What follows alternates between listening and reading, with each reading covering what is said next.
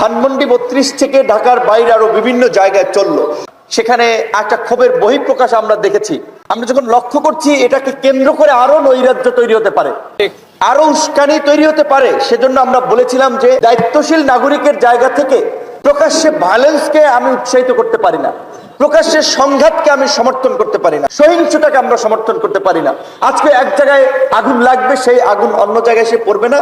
সেই আগুনটা যে আমার ঘরেও আসতে পারে সেটা কি সংশয় নাই?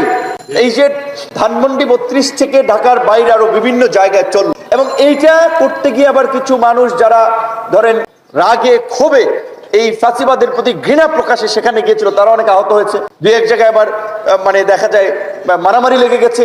তো আমরা ৫ই আগস্টের পূর্বে যেভাবে সমগ্র জাতি ফাঁসিবাদের পতনে ঐক্যবদ্ধ ছিলাম, ইস্পাত সম ঐক্য ছিল, ৫ই আগস্টের পরেও যদি এগুলো উড়িয়ে দেওয়া যেত, ধূলিসাৎ করা যেত, তখন কেন করা হলো না? তখন তো এগুলোকে প্রোটেকশন দিয়েছে। কারা প্রোটেকশন দিয়েছে আমরা জানি না, টাকা নিয়ে পয়সা নিয়ে প্রোটেকশন দিয়েছে।